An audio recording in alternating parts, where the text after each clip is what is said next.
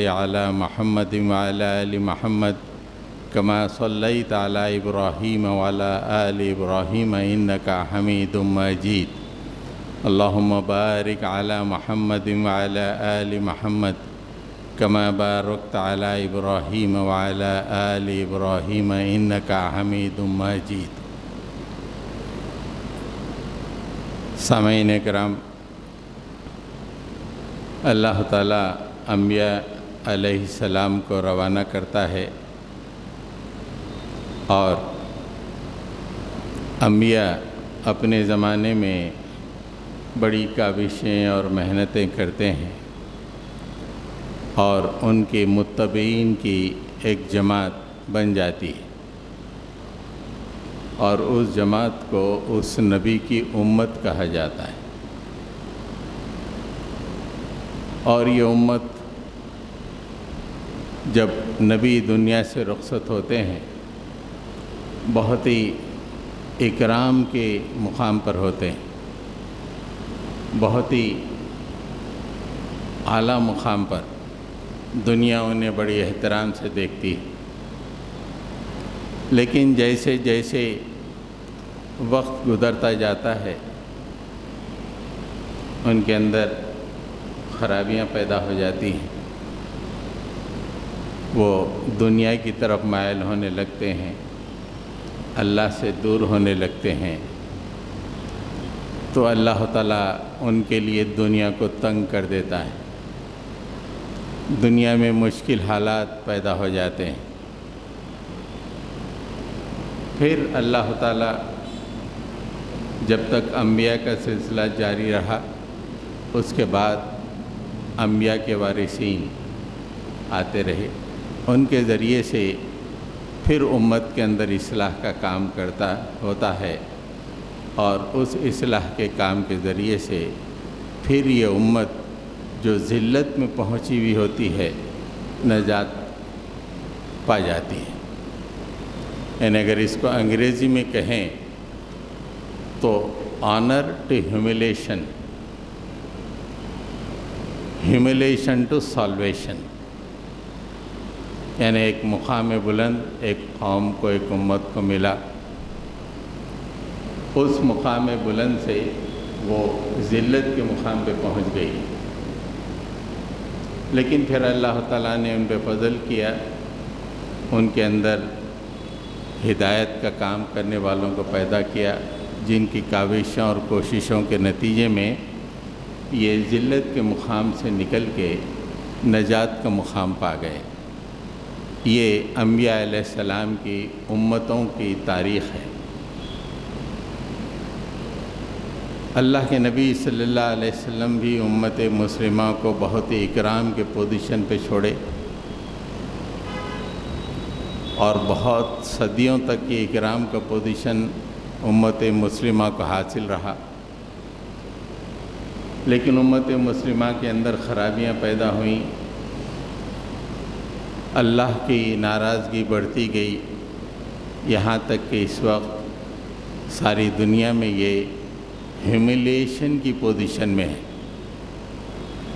ہر جگہ ان کی کوئی اہمیت نہیں ہے، وہ امریکہ ہو یا ہندوستان، یہ مسلمان ایک سیکنڈ ریٹ سٹیزن کی حیثیت میں ہیوملیشن کی زندگی گزار رہے ہیں، جبکہ ان کے نبی نے ان کو ایک اکرام پہ پوزیشن پر چھوڑا تھا، عزت کے مقام بلند پر امت کو فائز کیا تھا، لیکن امت مسلمہ کی اپنی حرکتوں کی وجہ سے آج یہ اس مقام پر پہنچی ہے۔ حضرت گرامی، میں چاہتا ہوں کہ تاریخ کا ایک پنہ آپ کے سامنے الٹوں تاکہ میں نے جو بات کہی آنر ٹو ہیوملیشن اور ہیوملیشن سے سالویشن کیسے ہوتا ہے، تو پھر موجودہ زمانے میں ہم کو کیا کرنا چاہیے، کیا لاہ عمل اختیار کرنا چاہیے، اس ذلت کی زندگی سے نکلنے کے لیے، اس ذلت کے مقام سے اونچا اٹھنے کے لیے ہم کو کیا کرنا چاہیے، وہ ہم کو کئی اسباق اس واقعے میں ملیں گے۔ میں مصر کی تاریخ کا ایک پنہ آپ کے سامنے الٹتا ہوں، ایجپٹ کی وہ تاریخ جو حضرت یوسف علیہ السلام سے حضرت موسیٰ علیہ السلام کے درمیان جو تاریخ رہی، یہ تاریخ بعینی آپ دیکھیں گے تو بالکل ہندوستان کی تاریخ کے ویسی، جیسی ہندوستان کی تاریخ ہے۔ ہندوستان میں مسلمان آئے، ایک اکرام کے پوزیشن میں رہے، پھر اس کے بعد کچھ حکمراں آئے، ان کا لحاظ کرتے رہے، پھر اس کے بعد آخر میں ایسے حکمراں آئے جو مسلمانوں کو کے ہیوملیشن کا باعث بن رہے۔ مصر میں بھی ایسے ہی ہوا۔ حضرت یوسف علیہ السلام مصر پہنچے، مصر میں اسلام آیا، اور پھر کچھ صدیوں کے بعد وہاں پہ مسلمانوں پر ظلم کی چکیاں پیسی گئیں۔ پھر اللہ تعالیٰ نے حضرت موسیٰ علیہ السلام کو بھیجا، پھر اس ہیوملیشن سے اللہ تعالیٰ نے ان کو نجات دی۔ یہ تاریخ کا وہ حصہ ہے، آپ غور سے سنیں اور دیکھیں کہ بالکل ہم جن حالات سے گزر رہے ہیں اور ہم کو کیا کرنا چاہیے، اس میں بہت سے اسباق ہم کو ملیں گے۔ سورہ یوسف میں اللہ تعالیٰ نے حضرت یوسف علیہ السلام کا تفصیلی تذکرہ فرمایا ہے، احسن القصص قرار دیا ہے کہ بہترین قصہ، تاریخ کا بہترین دور۔ حضرت یوسف علیہ السلام کو ان کے بھائیوں نے کنویں میں ڈال دیا، کنویں سے ایک تجارتی قافلہ لے کر مصر کے ایک امیر آدمی کو بیچ دیا، عزیز مصر کے۔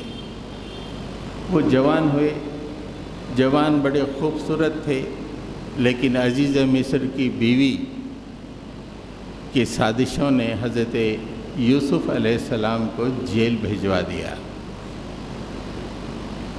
جوان ہوتے ہی حضرت یوسف علیہ السلام جیل پہنچ گئے، جیل میں بہت سال رہے۔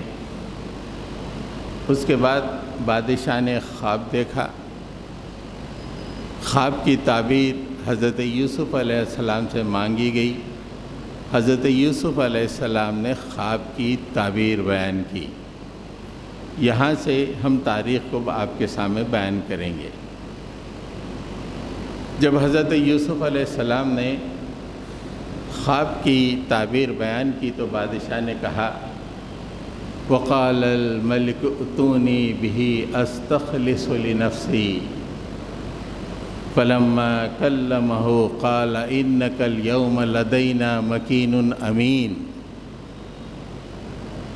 جب خواب کی تعبیر بادشاہ کو پسند آئی اور صحیح لگی تو بادشاہ نے کہا کہ یوسف کو میرے سامنے پیش کرو،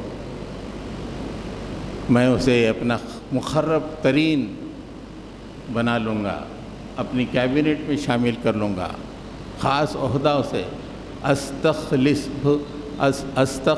لنفسی، اپنے لیے مخصوص کر لوں گا، ایک اچھا پوزیشن اپنے شورا کے اندر شامل کر لوں گا، مشورہ دینے والوں میں شامل کر لوں گا۔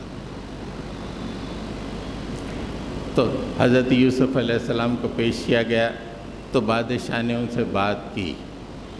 فلما کلمہ، جب انہوں نے بات کی، قال انک اليوم لدینا مکین امین، بادشاہ نے حضرت یوسف علیہ السلام سے کہا، تم اب یہ جیل کی زندگی بھول جاؤ، آج سے تم ہمارے پاس بڑی منزلت کے آدمی ہو اور ہمارا تم پہ بہت اعتبار ہے، بہت اونچا مقام ہے تمہارا ہمارے پاس، اور ہم تم پر بہت اعتبار کرتے ہیں۔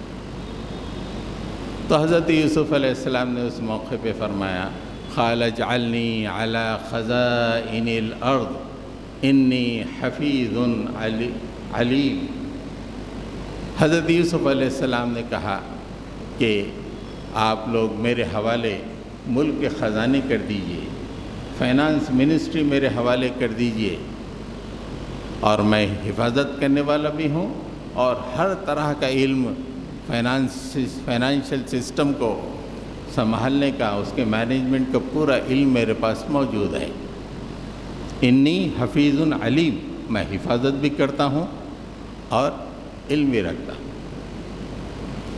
इससे पता चलता है कि कोई भी मिनिस्ट्री हो, उसके संभालने वाले के अंदर ये दो बातें होनी चाहिए, नहीं तो फिर वो मिनिस्ट्री से ही नहीं काम करती। एक तो जानकार आदमी होना उन तमाम मामला से, और दूसरा हिफाजत करने वाला होना।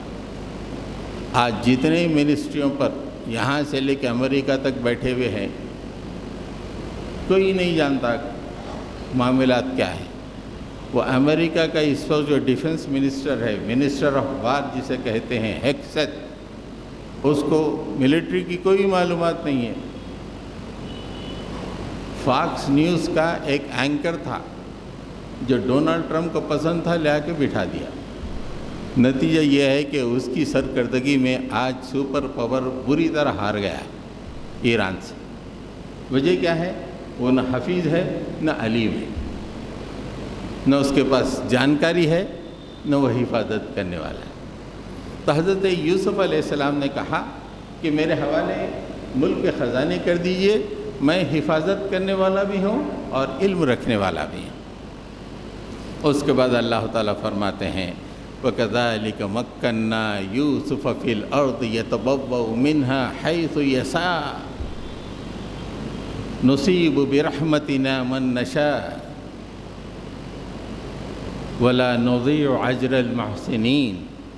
अब अल्लाह ताला ने फरमाया कि इस तरह मूसा अलैहिस्सलाम को मुल्क मिस्र में इख्तिदार हासिल हो गया। वो मुल्क के मिस्र में जहाँ जा सकते हैं जा सकते हैं, जहाँ क़याम कर सकते हैं क़याम कर सकते हैं। अब उनके लिए मुल्क मिस्र कोई अजनबी मुल्क नहीं, वो जहाँ चाहे वहाँ पे रह सकते हैं। हम इसी तरह बदला देते हैं, हमारी रहमत का मज़ा चखाते हैं और एहसान के दर्जे में रहने वालों को, यानी एक्सपर्ट लोगों को, एहसान के एक माने एक्सपर्ट। हज़रत यूसुफ़ अलैहिस्सलाम एक्सपर्ट आदमी थे। बाद के 7 साल या 14 साल के आप उनकी हुक्मरानी देखें तो पता चलता है कि पूरे मुल्क को क़हत में, ड्राउट में उन्होंने बहुत अच्छे अंदाज में संभाला। तो अल्लाह ताला ऐसे बेहतरीन लोगों को बेहतरीन अजर दिया करता है। इस तरह यूसुफ़ अलैहिस्सलाम मुल्क मिस्र पे नंबर 2 बन गए। नंबर 1 तो बादशाह था, नंबर 2 और पूरा मिस्र उनके तहत आ गया था। ये तो बव्वअ मिन्हा हैसु यशा, पूरा मिस्र उनके तहत आ गया था। हज़रत यूसुफ़ अलैहिस्सलाम ने जहाँ मुल्क के मामलात को संभाला, क़हत में मैनेजमेंट किया, जहाँ उन्होंने यह हुकूमत के काम अंजाम दिए, वहीं पे हज़रत यूसुफ़ अलैहिस्सलाम ने दीन की तबलीग का काम भी किया। लोगों के सामने दीन इस्लाम को पेश किया, हर इलाक़े में दीन इस्लाम को पेश किया। आपके और आपके बाद आपके नक्श क़दम पे चलने वाले लोगों के ज़रिए से 200 या 250 साल के अंदर मिस्र की 20% आबादी मुसलमान हो गई थी। जैसे हिंदुस्तान की 20% आबादी मुसलमान है, मिस्र की 20% आबादी। हज़रत यूसुफ़ अलैहिस्सलाम की दावती कोशिशें, एक तो हुकूमत में थे, फिर दावती कोशिशें थीं। उसके बाद कई दिनों तक हज़रत यूसुफ़ अलैहिस्सलाम का इकराम था, मुसलमानों का इकराम था, बादशाह मुसलमानों का इकराम करते थे। तो इस तरह हज़रत यूसुफ़ अलैहिस्सलाम की कोशिशों के ज़रिए से 3 बातें हैं। एक तो हज़रत यूसुफ़ अलैहिस्सलाम की कोशिशों की वजह से, दूसरा फ़लस्तीन से बहुत सारे लोग मिस्र भी माइग्रेट हुए, तीसरा अल्लाह ताला ने उनकी औलाद में बरकत अता फरमाई। ये 3 वजूहात की वजह से मुल्क मिस्र की टोटल पॉपुलेशन 20% हो गई मुसलमानों की پاپولیشن. 1200 عیسوی سے پہلے ہندوستان میں کوئی مسلمان نہیں تھا. اس کے بعد مسلمانوں کا اس طرف آنا ہوا، جن کی کچھ لوگوں نے دینی کام کیے، کچھ لوگوں نے جو ہے دین اسلام کو لوگوں کے سامنے پیش کیا، کچھ لوگ حکومت کے روب میں آ کر اسلام قبول کیے. بہرحال اس طرح ہندوستان میں بھی 20% لوگ مسلمان ہو گئے. اب ابتدائی زمانے میں پورے کے پورے اچھے مسلمان تھے، اس لیے کہ انہوں نے حضرت ابراہیم اور حضرت یعقوب کی وصیت پر عمل کیا تھا. پورے کے پورے ویسے ہی لوگ تھے. وَوَصَّى بِهَا إِبْرَاهِيمُ بَنِيهِ وَيَعْقُوبُ یا بنی ان اللہ اصطفى لکم الدین فلا تموتن الا وانتم مسلمون. حضرت ابراہیم علیہ السلام حضرت یعقوب علیہ السلام بھی مصر پہنچ گئے تھے. حضرت یوسف علیہ السلام نے انہیں بلا لیا تھا. انہوں نے اپنے تمام بچوں کو جمع کر کے کہا، میرے بچوں دیکھو میں نصیحت کر رہا ہوں، تمہارے لیے اللہ تعالیٰ نے دین اسلام کو پسند کیا ہے، یہ دنیا داری تمہارے لیے پسند نہیں کیا. ان اللہ اصطفى لکم الدین، اللہ تعالیٰ نے تم کو اپنا دین اسلام تمہارے لیے پسند کیا ہے. اب تم سے مطالبہ یہ ہے کہ مرتے دم تک اسلام پہ چلتے رہنا، جب تمہاری موت آئے تو حالت اسلام میں ہو. اس نصیحت پر مصر کے ابتدائی مسلمان اور حضرت یعقوب علیہ السلام کی اولاد عمل کرتی رہی.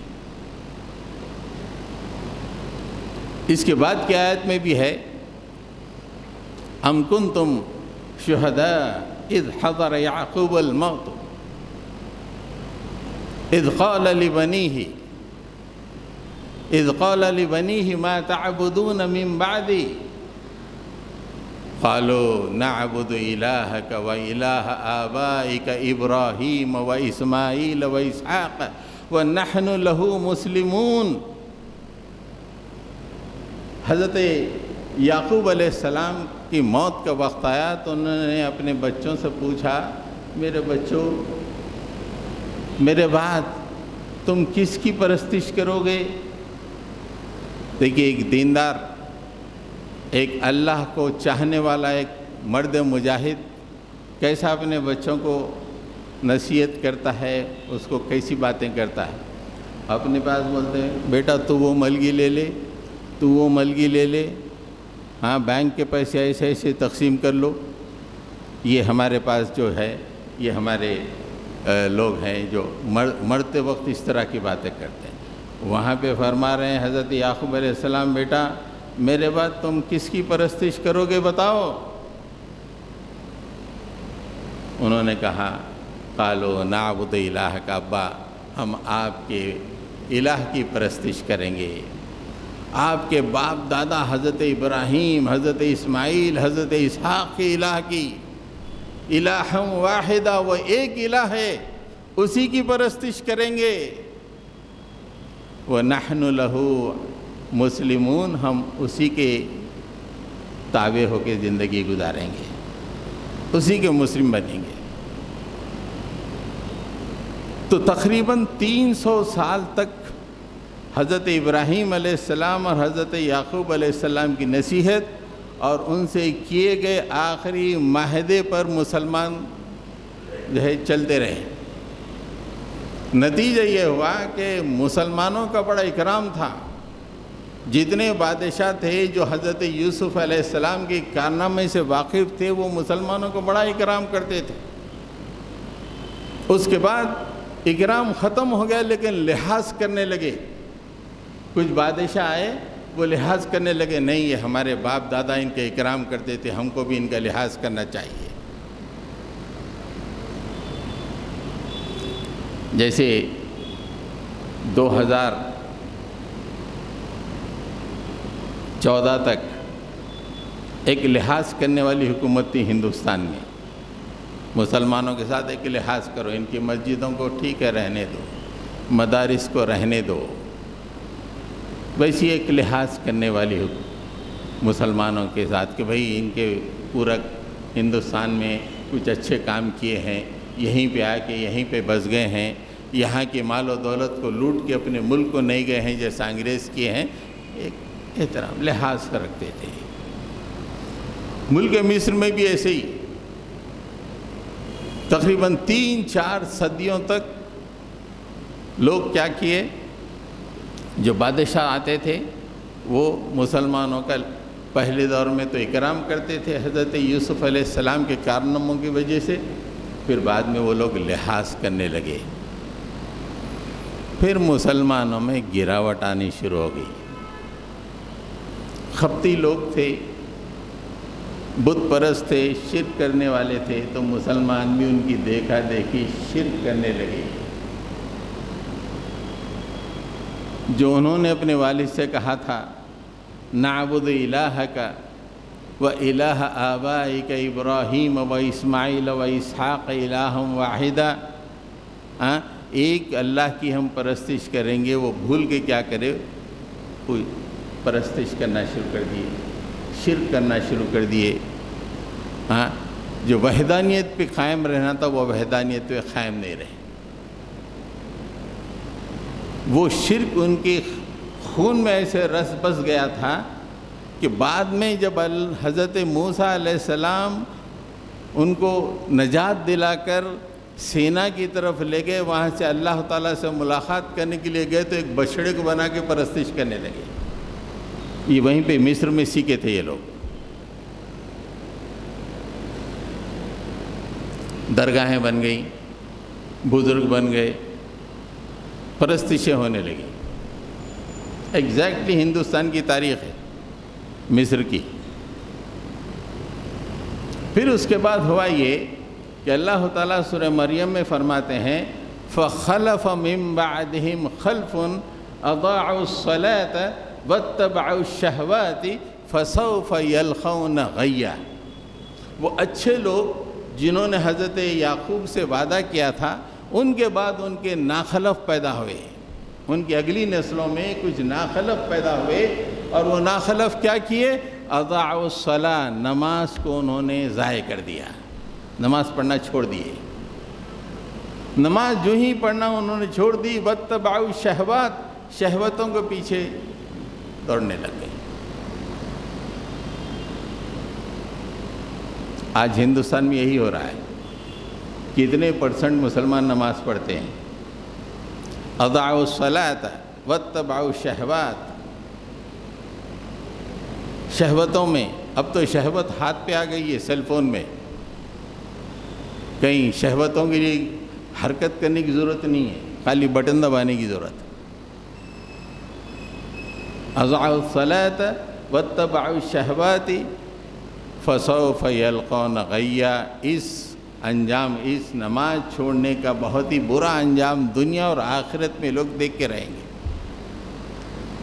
تو دو کام کیے، ایک کام کہ شرک کرنا شروع کیا، دوسرے نماز چھوڑ کر شہوتوں کی، خواہش نفس کی جو ہے انہوں نے اتباع کی۔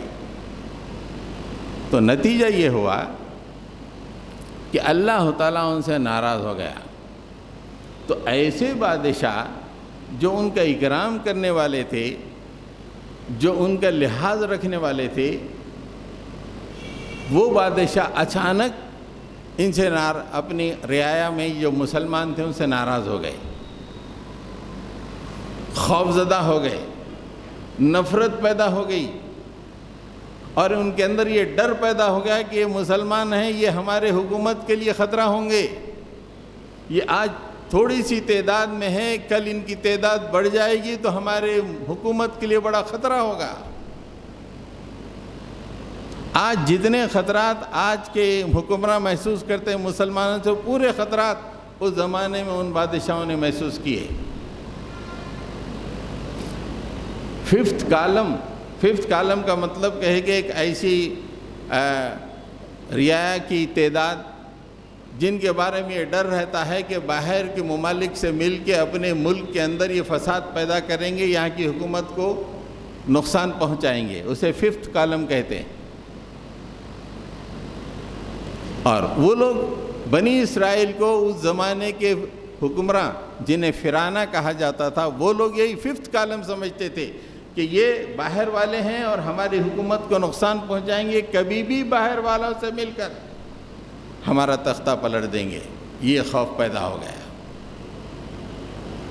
اب جو ہی بادشاہ کے اس نظریے میں یہ تبدیلی آ گئی، وہ حکمراں مسلمانوں سے نفرت کرنا شروع کر دیے۔ جو ہی نفرت شروع ہو گئی، طرح طرح کی تعذیب، انتہائی مشکل حالات سے انہیں دوچار کیا گیا۔ اگر آپ بائبل کا مطالعہ کریں گے تو پتہ چلتا ہے کہ یہ جو قوم حضرت یوسف علیہ السلام کے زمانے میں تجارت کرتی تھی، بڑی خوشحال قوم ہوا کرتی تھی، اس کو اس نے مزدوروں میں تبدیل کر دیا، ان کی مزدوری کے ذریعے سے بڑی بڑی عمارتوں کو تعمیر کیا۔ تپتی ہوئی دھوپ کے اندر انہیں اینٹ بنانے کے لیے لگا دیا کہ تمہارا کام اینٹ بنانا ہے، لگا۔ ملک کی 20% آبادی کو انہوں نے پورا غلام بنا دیا، اس لیے کہ انہیں یہ خوف لاحق ہو گیا کہ یہ ہمارے لیے نقصان دہ ہے، فائدہ مند نہیں ہے۔ آج جس ملک میں آپ اور ہم سانسیں لے رہے ہیں، یا آج کل جو حکمران گروپ ہے آج کل کا، وہ بھی یہی کہتا ہے 2050 تک مسلمان میجارٹی میں آ جائیں گے، بڑا نقصان ہوگا۔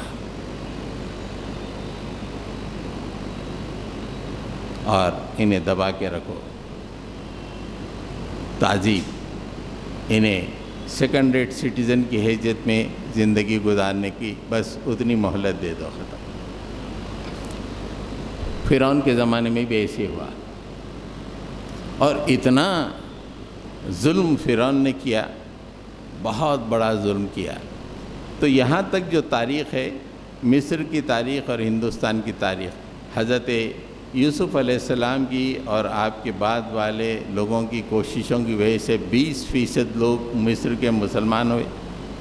ہندوستان کا بھی وہی عالم ہے، 20% مسلمان۔ وہاں پہ اکرام کرنے والے حکمراں، پھر دوسرا لحاظ کرنے والے حکمراں آئے، اس کے بعد معاملہ پلٹ گیا، نفرت کرنے والے حکمراں آ گئے۔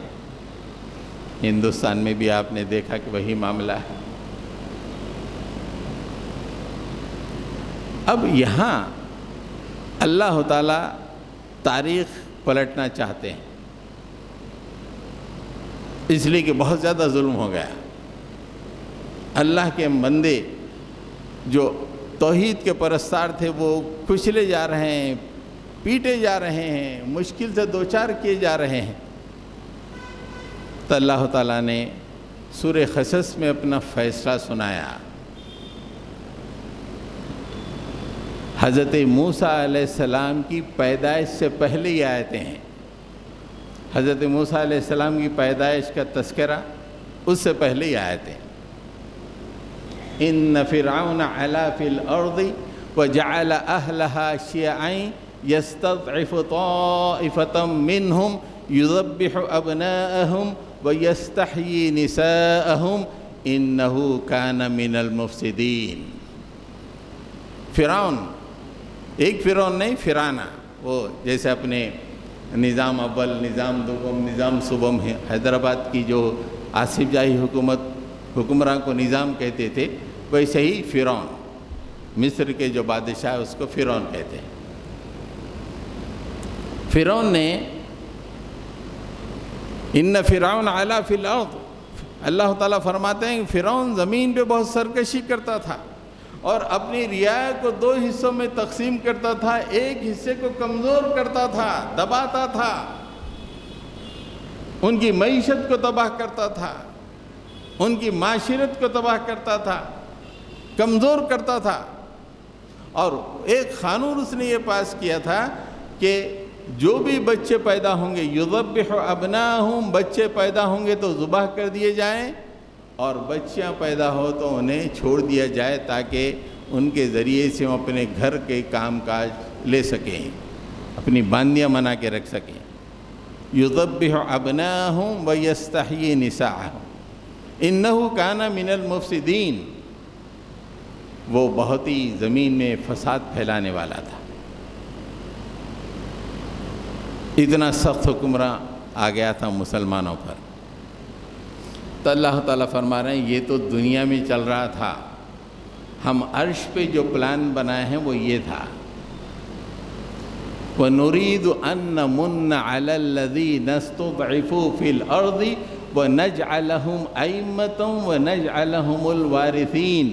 ہمارے عرش پہ جو پلان یہ تھا کہ ہم ان لوگوں پر احسان کرنا چاہتے تھے جو دنیا میں دبا کر پریشان کر کے رکھ دیے گئے تھے، ان پہ احسان کرنا چاہتے تھے۔ اور احسان کی شکل کیا تھی؟ وَنَجْعَلَهُمْ أَئِمَّةً، ہم انہیں دنیا میں پھر سے امام بنانا چاہتے تھے اور زمین کے وارث بنانا چاہتے تھے۔ دنیا والے تو کچل رہے ہیں، پیٹ رہے ہیں، قوانین جاری کر رہے ہیں، معیشت تباہ کر رہے ہیں، ثقافت تمدن تباہ کر رہے ہیں، لیکن ہمارا یہ کام، ہمارا یہ پروگرام تھا کہ یہ جو دبا کر رکھے جانے والے لوگ تھے ان کو ہم زمین میں ان پہ ہم احسان کریں گے، اور احسان کی شکل کیا ہے؟ زمین میں ہم پھر سے ان کے امام بنائیں گے اور زمین کے وارث بنائیں گے۔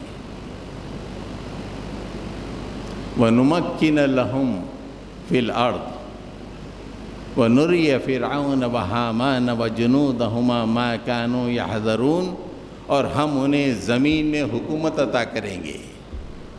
یہ کون بول رہے ہیں؟ کوئی تاریخ لکھنے والا نہیں بول رہا، کوئی فلسفی نہیں بول رہا، دنیا کی تدبیر کرنے والا اللہ، دنیا کا پروگرام بنانے والا اللہ کہہ رہے ہیں کہ ہم جو ہے زمین میں وَنُمَكِّنَ لَهُمْ فِي الْأَرْضِ، انہیں زمین میں اقتدار عطا کریں گے۔ آج دبا کے رکھے جا رہے ہیں، سیکنڈ ریٹ سٹیزن بنے ہوئے ہیں، ہم انہیں کل زمین میں حکومت دے دیں گے۔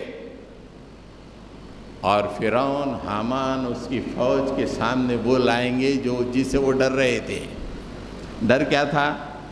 ان لوگوں کا ارے مسلمان تعداد میں بڑھ جائیں گے، یہ ہماری حکومت کو الٹ دیں گے، یہ ڈر بالکل حقیقت میں سامنے لا دیں گے۔ اللہ تعالیٰ بتا رہے ہیں یہ ہمارے عرش پہ پلان بن رہا تھا۔ دنیا میں تو ظالم بچوں کو ذبح کر رہا تھا، بچوں کو زندہ چھوڑ رہا تھا۔ اس کے بعد حضرت موسیٰ علیہ السلام پیدا ہوئے، وہ آپ مختلف مقامات پر دیکھیے۔ اللہ تعالیٰ نے حضرت موسیٰ علیہ السلام کو نبی بنا کر واپس مصر بھیج دیا کہ جاؤ، اذهب الى فرعون انه طغى، وہ سرکش ہو گیا ہے، ذرا اس کی طبیعت دریافت کرو فرعون کی۔ حضرت موسیٰ علیہ السلام کو اللہ تعالیٰ نے بھیجا۔ اس کے بعد پہلا کام اللہ تعالیٰ نے حضرت موسیٰ اور حضرت ہارون سے یہ کہا، ذرا توجہ کی ضرورت ہے۔ وَأَوْحَيْنَا إِلَى مُوسَى وَأَخِيهِ أَن تَبَوَّآ لِقَوْمِكُمَا بِمِصْرَ بُيُوتًا فَاجْعَلُوا بُيُوتَكُمْ قِبْلَةً وَأَقِيمُوا الصَّلَاةَ وَبَشِّرِ الْمُؤْمِنِينَ۔ پوری قوم بکھر گئی تھی، نماز نہیں، کچھ نہیں، تھوڑے درگاہوں پہ چلے گئے، تھوڑا سا کر لیا، بس پوری قوم بکھری بھی، نماز ہی نہیں ہے۔ لیکن اب بغیر نماز کے ترقی ناممکن، بغیر نماز کے ایک اللہ تعالیٰ کی امت امامت پہ فائز نہیں ہو سکتی۔ اس لیے کہ انہوں نے فخلف من بعدہم خلف اضاعوا الصلاۃ، بہت پہلے ہی نماز کو ضائع کر دیا تھا۔ اب یہاں سے ترقی کے لیے نماز کا ہونا ضروری ہے۔ اس لیے ہم نے موسیٰ اور ان کے بھائی ہارون کو وحی کی، وحی میں کیا کیا کہ ان تبوّآ لقومکما بمصر بیوتاً، مصر میں چند گھروں کو اپنی قوم کے لیے مہیا کرو، وَاجْعَلُوا بُيُوتَكُمْ قِبْلَةً، ان گھروں میں جمع کرو مسلمانوں کو، جمع کرنے کے بعد کیا کرو؟ وَأَقِيمُوا الصَّلَاةَ، با جماعت نماز ادا کرو۔ جب یہ کام کر گزرو وبشر المومنین، مومنین کو خوشخبری سنا دو کہ اب تمہارے عروج کا زمانہ شروع ہو گیا ہے، تم نمازیں پڑھنا شروع کر دیے ہو باجماعت، خوشخبری دے دو اب سے عروج ہی ہے، نو ڈاؤن فال۔ نماز کی یہ اہمیت ہے، ہم سمجھتے نہیں ہیں۔ 20% پوری آبادی کے مسلمان، اس میں سے 5% بھی نماز پڑھتے نہیں معلوم۔ مسجدیں خالی رہتی، جمعہ کو بھی بس 5-10 منٹ پہلے وہ کوئی مولانا بول کے رہتے، ارے 3 جمعہ چھوڑے تو آدمی کافر ہو جاتا، بلکہ 2 چھوڑ کے تیسرا پڑھ لیتا، وہ بھی آخر میں آ کے پڑھتا۔ یہ مسلمانوں کا عالم ہو گیا ہے۔ بوڑھوں کا بھی یہ عالم ہے، نوجوانوں کا تو حال ہی الگ ہے۔ یہ قوم ترقی کے راستے پہ کیسے آئے گی؟ تو بہرحال حضرت موسیٰ علیہ السلام، حضرت ہارون ان کے بھائی نے اللہ کے حکم کے مطابق مصر میں نماز قائم کی۔ اب اس کے بعد کشمکش چلی فرعون کے ساتھ، زبردست کشمکش، اور ہر کشمکش میں مسلمان کامیاب ہوتے رہے۔ لوگوں کو دکھتا کہ مسلمان کامیاب ہیں۔ تو ایک دفعہ فرعون ہار گیا، جادوگروں کو بلایا اور حضرت موسیٰ علیہ السلام سے ہار گیا، تو پوری قوم بھپر گئی، غصے میں آ گئی۔ انہوں نے بادشاہ سے کہا، وقال الملأ من قوم فرعون اتذر موسیٰ وقومہ لیفسدوا فی الارض ویذرک وآلہتک۔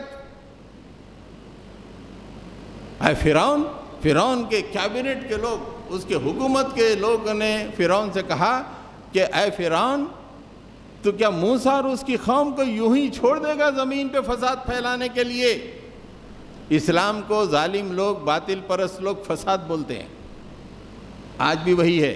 امریکہ سے لے کے ہندوستان تک وہی راگ کی الاپنی ہے۔ اسلام یعنی فساد سمجھتے۔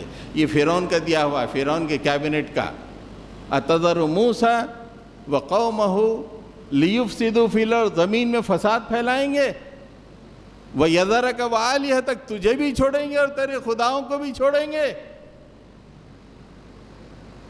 اس نے کہا کہ کوئی بات نہیں، فکر مت کرو، میں ایک آرڈیننس پاس کر دوں گا۔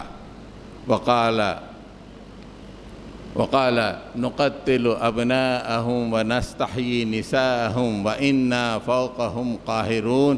ہاں، اب سے جو بچہ پھر سے پیدا ہوا اسے ذبح کر دیا جائے گا اور بچوں کو زندہ چھوڑ دیا جائے گا۔ یہ قانون بہت پہلے سے بھی تھا، بیچ میں کچھ لحاظ رکھ دیا گیا تھا، چھوڑ دو بول کے، لیکن پھر سے وہ قانون کو اس نے جاری کر دیا۔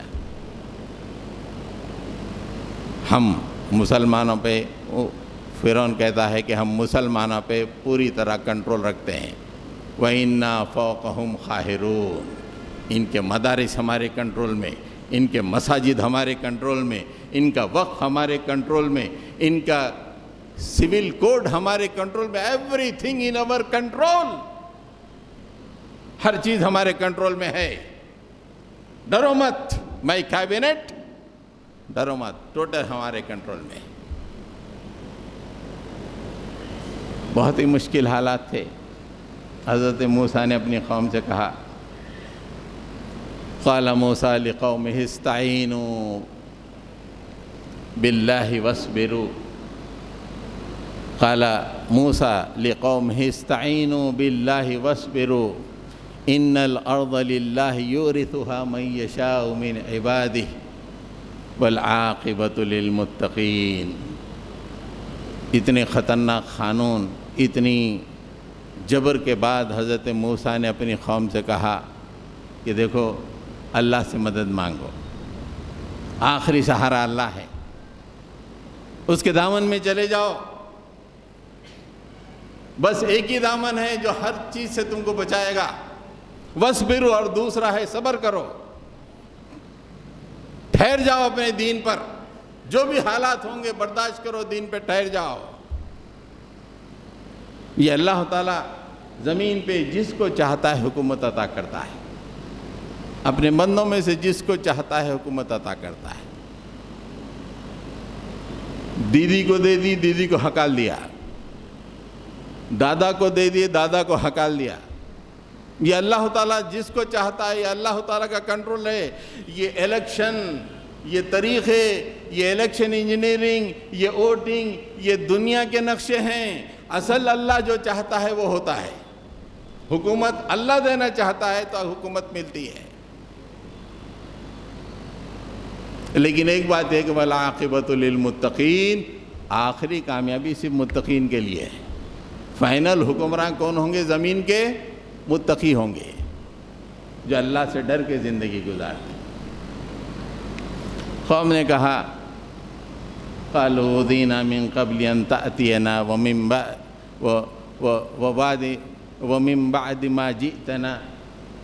بعد ما جئتنا موسیٰ، تیرے آنے سے پہلے بھی یہی قانون تھا موسیٰ، ہمارے بچوں کو کاٹ دیتے تھے، بچوں کو چھوڑ دیتے تھے۔ تیرے آنے کے بعد شاید ہم سمجھے کہ کچھ اچھا ہوگا، تیرے آنے کے بعد بھی وہی ہو رہا ہے موسیٰ، تیرے آنے کے بعد بھی وہی ہو رہا ہے نا، تو اللہ کا نبی ہے، تیرے آنے کے بعد بھی سیم قانون آ گیا پھر سے۔ وَمِن بَعْدِ مَا جِئْتَنَا، اس موقع پہ جب موسیٰ علیہ السلام نے دیکھا کہ قوم کا حوصلہ بہت ہی پست ہو گیا ہے، تو ایک زبردست خوشخبری سنائی، اور ان مشکل حالات میں مسلمانوں کے لیے وہ خوشخبری ہے۔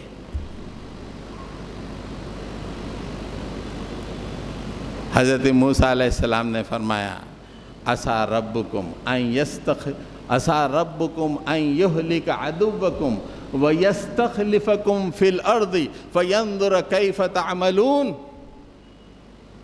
موسیٰ علیہ السلام نے اپنی قوم سے کہا اللہ تعالیٰ ان قریب تمہارے دشمن کو ہلاک کر دے گا اور تمہیں زمین میں خلیفہ بنائے گا، حکومت عطا کرے گا۔ وَيَسْتَخْلِفَكُمْ فِي الْأَرْضِ، اب اتنے ہو پس حوصلہ ہو رہے ہو، تمہارے حوصلے پس ہو رہے ہیں؟ نہیں، اللہ تعالیٰ کا قانون یہ ہے کہ اس بالکل ڈپتھ کے بعد اوپر اٹھنا ہے۔ تم نے نمازیں شروع کر دیں، باجماعت نماز پڑھ رہے ہو، اوپر اٹھنا ہے۔ ان قریب اللہ تعالیٰ تمہارے اس دشمن کو ختم کر دے گا اور زمین میں تم کو خلافت عطا کرے گا، حکومت عطا کرے گا۔ اس کے بعد اللہ تعالیٰ دیکھے گا فَيَنظُرَ كَيْفَ تَعْمَلُونَ، خلافت ملنے کے بعد تم کیسا کام کرتے جب دیکھیں گے۔ حضرت گرامی، یہ سورہ اعراف کی آیتیں ہیں۔ ان آیتوں کے بعد کچھ آیتوں کے بعد اللہ تعالیٰ نے فائنل خوشخبری سنا دی، معاملہ ختم کر دیا اور مسلمانوں کو کامیاب کر دیا، فرعون کو سمندر میں غرق کر دیا۔ اس کے بعد کیا کیا اللہ تعالیٰ فرماتے ہیں وَأَوْرَثْنَا الْقَوْمَ الَّذِينَ اسْتُضْعِفُوا فِي الْأَرْضِ وَأَوْرَثْنَا الْقَوْمَ الَّذِينَ كَانُوا يُسْتَضْعَفُونَ مَشَارِقَ الْأَرْضِ وَمَغَارِبَهَا الَّتِي بَارَكْنَا فِيهَا وَتَمَّتْ كَلِمَةُ رَبِّكَ الْحُسْنَى عَلَى بَنِي إِسْرَائِيلَ بِمَا صَبَرُوا۔ ہم نے فرعون کو غرق کر دیا، اور اس کے بعد وہ قوم جو کمزور بنا کے رکھ دی گئی تھی، اس قوم کو اس سرزمین کا جس کو ہم نے برکتوں سے مالا مال کر دیا تھا، مشرق و مغرب کا مالک بنا دیا۔ مشارق الارض و مغاربها التي بارکنا فیہا، اس کو ہم نے برکتوں سے مالا مال کر دیا تھا۔ پھر اللہ تعالیٰ اس وقت کہتے ہیں وَتَمَّتْ كَلِمَةُ رَبِّكَ الْحُسْنَى عَلَى بَنِي إِسْرَائِيلَ بِمَا صَبَرُوا، بنی اسرائیل کے اوپر ہم نے اپنی نعمت کی تکمیل کر دی، بہترین نعمت کی تکمیل کر دی۔ کیوں کری؟ بِمَا صَبَرُوا، نہ چلائے نہ روئے، پوری استقامت کے ساتھ دین پہ جمے رہے اور صبر کرتے رہے، ہر مشکل کو انگیز کرتے رہے۔ اس کی وجہ سے ہم نے انہیں برکت والی زمین کا مالک بنا دیا۔ وَدَمَّرْنَا مَا كَانَ يَصْنَعُ فِرْعَوْنُ وَقَوْمُهُ وَمَا كَانُوا يَعْرِشُونَ، اور ہم نے فرعون اور اس کی قوم جو کچھ بھی بناتی تھی اس کو تباہ و برباد کر کے رکھ دیا۔ اس طرح اللہ تعالیٰ نے میں نے آپ کو بتایا تھا شروع میں کہ اللہ تعالیٰ کی جو امام قومیں ہوتی ہیں جب تک اچھی رہتی ہیں وہ دنیا میں احترام پاتی ہیں، آنر. اس کے بعد جب وہ جو ہے عمل بگڑ جاتا ہے تو ہیوملیشن میں آ جاتی ہیں، پھر وہاں سے سالویشن. تو اس میں آپ کو دیکھا آنر حضرت یوسف علیہ السلام سے لے کے پھر ہیوملیشن، فرعون کا زمانہ، پھر حضرت موسیٰ علیہ السلام کے بعد مسلمانوں کو سالویشن ملا. 2 منٹ میں میں اس کے 2-4 اسباق بتاؤں گا، اس کے بعد اپنی بات ختم کر دوں گا اس واقعے میں. ایک سبق یہ ہے کہ حضرت یوسف علیہ السلام کو وہاں کے بادشاہ نے اتنا اعلیٰ مقام کیوں دیا؟ اس لیے کہ آپ ایکسپرٹ تھے، ایک ایسا علم تھا جو دنیا میں کسی کے پاس، اس علاقے میں کسی کے پاس نہیں تھا. اور دوسرا، وہ بہترین انداز میں فائنانسز کو مینیج کر سکتے تھے، اتنی مہارت تھی. تو جو آدمی ماہر ہوتا ہے اس کا احترام ہوتا ہے، اس کا اکرام ہوتا ہے. نہ ہی اس کا احترام ہوتا ہے، اس کا اکرام ہوتا ہے، بلکہ اس کی پوری قوم کا احترام و اکرام ہوتا ہے. حضرت یوسف علیہ السلام کی وجہ سے 300 سالوں تک پورے مسلمانوں کا اکرام رہا. آج بچے پڑھ رہے ہیں، 2 کوڑی کی نوکریوں میں زندگی تباہ کر لے رہے ہیں. کوئی ماہر نہیں ہے، کوئی ایکسپرٹ نہیں ہے، کوئی اونچے درجے پہ پہنچ کر کوئی بہترین دنیا کے لیے کام آنے والا نہیں ہے. بس پیٹ کی آگ بجھانے کے لیے چھوٹی سی نوکری ہے. جس قوم میں ایکسپرٹ نہیں ہوتے ہیں وہ قوم غلام ہوتی ہے. آج مسلمان میں وہی عالم ہے. پڑھ رہے ہیں، کالجز ہیں، ہزاروں کے، لاکھوں کی فیس دے رہے ہیں، لیکن کوئی ایکسپرٹ نہیں ہے. حضرت یوسف علیہ السلام کے اس واقعے سے پتہ چلتا ہے کہ ایکسپرٹ بنو گے نہ ہی تمہارا اکرام ہوگا بلکہ تمہاری طرف سے پوری قوم کا اکرام ہوگا. یہ نوجوانوں کے لیے میسیج ہے. بنو تو ایکسپرٹ بنو، انجینئر بنے تو ایکسپرٹ، ڈاکٹر بنو تو ایکسپرٹ. پی ایم چلتے آپ کا ایسا ہے کہ ڈاکٹر مجھے یہ مرض ہو گیا ہے، علاج کیجئے. ایسا ایکسپرٹ بنو. دوسرا، نماز چھوڑو گے تباہی ہے، وحدانیت چھوڑو گے تباہی ہے، شرک کرو گے تباہی ہے. یہ اللہ کے قانون میں لکھا ہوا ہے. اور جو ہی تم نماز پڑھو گے، شروع کرو گے، تمہارا عروج شروع ہو جائے گا. پورے مسلمانوں کو نماز کی پابندی، مسجد میں آ کے نماز پڑھنی چاہیے. اگر یہ نہیں ہوگا تو غلامی چلے گی، غلامی چلے گی. یہ واقعہ بتا رہا ہے کہ سب سے پہلے موسیٰ اور حضرت ہارون سے کہا کہ نماز کے لیے جمع کرو. جو ہی نماز شروع ہوئی، چند سالوں کے اندر مسلمانوں کو خلافت مل گئی. یہ میں نہیں کہہ رہا ہوں، قرآن مجید میں ہے. پھر تیسری بات یہ ہے کہ دنیا کے یہ تمام حالات دیکھ کے پست ہمت نہیں ہونا. اللہ تعالیٰ کہہ رہا ہے کہ اصل نقشہ میں بنا رہا ہوں. میں جو نقشہ بناؤں گا اسی میں رنگ بھرا جاتا ہے.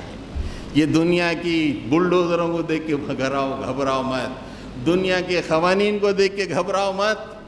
اصل میں نقشہ بناتا ہوں. دیکھا میں نے بنی اسرائیل کے نقشہ بنایا اور فرعون جیسے عظیم الشان بادشاہ کو میں نے تباہ کر دیا اور مسلمانوں کو پھر سے حکمراں بنا دیا. دنیا کے حالات کو دیکھ کے پس ہمت نہیں ہونا. اللہ پہ یقین رکھو اور یہ پوری طرح یقین رکھو کہ ہم اللہ والے ہیں اور اس اللہ کو خوش کرنے کے لیے ہم اعمال کرتے رہیں گے تو اللہ تعالیٰ ایک دن ہم کو نجات کے راستے سے اس مقام پہ پہنچا دے گا کہ ہم زمین پہ جو ہے وارث بن جائیں گے. آخری بات یہ ہے کہ حضرت یوسف علیہ السلام اخلاق کے بے مثال، اتنے زبردست آپ کے اخلاق تھے کہ ان کے بھائیوں نے ان کو کنویں میں ڈال دیا. شعور کی زندگی میں تھے حضرت یوسف علیہ السلام. پورے 11-10 بھائی ان کو کنویں میں ڈال دیے. لیکن جب پورے بھائی آئے تو کہے لا تثریب علیکم اليوم اذهبوا انتم الطلقاء. لا تثریب علیکم الیوم، تم پہ کوئی پکڑ نہیں ہے، جاؤ۔ قرآن مجید کہتا ہے یہ اخلاق، یہ کردار، کوئی تمہارے ساتھ زیادتی ہو معاف کرو، اخلاق کی اس بلندی پہ اپنے آپ کو پہنچاؤ۔ تو حضرات گرامی، یہ چند باتیں تھیں جو میں آپ کے گوش و گزار اس موقع پہ کرنا چاہ رہا تھا کہ مصر کی جو تاریخ ہے وہ اپنے ہمارے ملک کی مسلمانوں کے حساب سے تاریخ بالکل ویسے ہی ہے۔ اس تاریخ میں ہمارے لیے بے انتہا نصیحتیں ہیں، اس پہ غور کیجئے، انشاءاللہ حالات عنقریب بدل جائیں گے۔ دعا ہے